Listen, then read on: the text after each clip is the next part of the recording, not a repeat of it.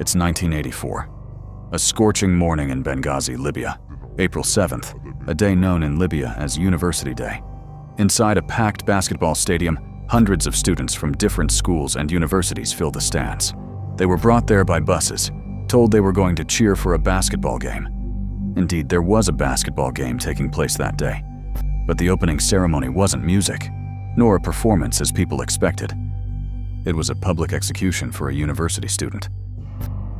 Even worse, it was shown live on TV, so every family in Libya saw it happen. A moment that years later, after that forgotten footage was discovered, would be remembered as one of the most haunting and darkest moments in Libya's history. A young man, likely in his late 20s, was sitting at the center. His curly hair is damp with sweat, and a short beard frames his frightened face. He's on his knees, hands tied tightly behind his back. He seems to be pleading for his life before the crowd. In front of him, there was a table with several members of the Revolutionary Committee sitting behind it, acting as the prosecutors. In front of them stood a large sign that read in bold letters, "People's Prosecution," a term used instead of public prosecution, meant to suggest that it was the people who were delivering justice. His name was Sadiq Hamid al-Shwedi, a 30-year-old Libyan student who had been studying abroad in the United States. He was accused of conspiring to assassinate the leader of the Libyan revolution, Muammar Gaddafi. The 80s were the most terrifying years in the lives of Libyans, one of the darkest and most dangerous periods under Muammar Gaddafi's rule. It was a decade filled with fear, public executions, failed coup attempts, and growing international isolation. During the 80s, Gaddafi became increasingly paranoid after a single failed coup attempt, the armed attack on Bab al-Azizia in 1984, his heavily guarded military compound in Tripoli. That failed assault deeply shook his regime and marked a turning point in how he dealt with dissent.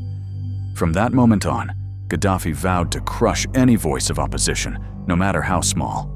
He launched a ruthless campaign of fear, arrests, and public executions, sending a clear message: whoever stands against the revolution must prepare for death. Gaddafi established what became known as the Revolutionary Committees, armed and ideologically trained groups that acted as the regime's eyes and ears across the country. Their mission was simple: to monitor the people and report anyone suspected of opposing the system. These committees held a tight grip on universities, newspapers, and public institutions, spreading fear and enforcing absolute loyalty to Gaddafi's revolution. Sadiq al-Shwedi was studying electrical engineering. He had just returned from the United States in early 1984, after strong pressure from the Libyan embassy in Washington. At that time, the Gaddafi regime kept a close watch on Libyan students abroad. If anyone showed even small signs of opposition, they were forced to return home. To Gaddafi, these students were a real danger. Young people who had seen freedom of thought in the West and could bring those ideas back to Libya. After returning, al-Shwedi was called in several times by internal security, and they banned him from leaving the country again.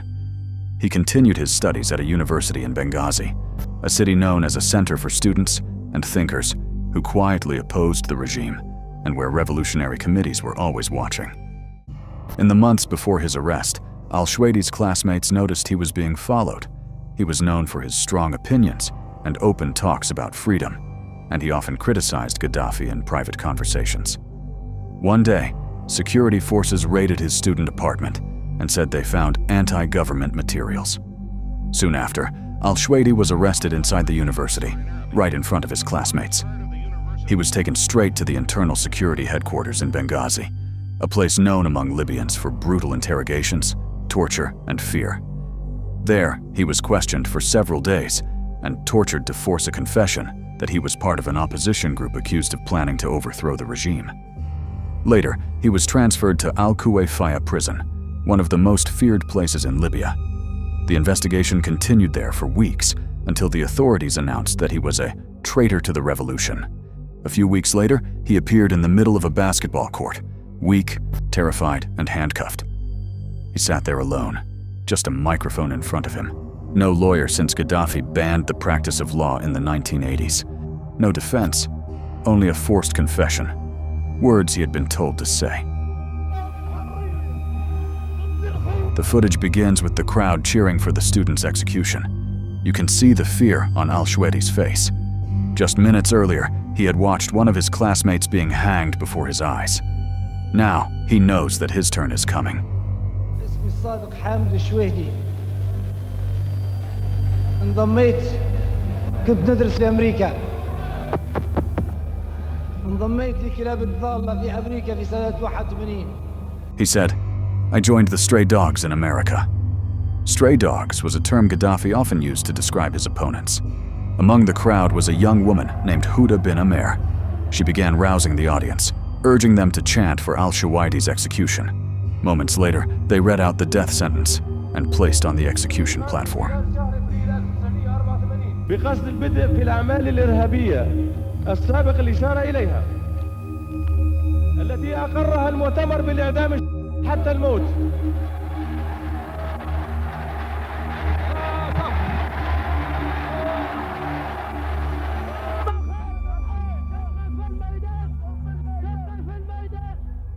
Then the girl who had been chanting for al-Shawaidi's execution leapt from the crowd, ran toward him, and grabbed his legs, pulling at them to hasten his death. After the fall of the regime in 2011, foreign journalists began searching through the archives of Libyan state television. It was later revealed that some insiders, technicians, and editors had secretly kept or leaked copies of certain recordings abroad. As for the footage of al-Shawaidi's execution, his brother had recorded the broadcast on tape and kept it for 27 years without ever watching it. When a journalist eventually contacted him, he handed over 4 beta tapes containing the full footage of the trial and execution. And the shocking part is, the day of al-Shawaidi's execution, April 7th, wasn't random at all. From that year on, every April 7th became a grim tradition in Libya, a day when university students were publicly executed before thousands of people, and broadcast live on national television as the regime's way to celebrate the revolution and strike fear into anyone who dared to think differently.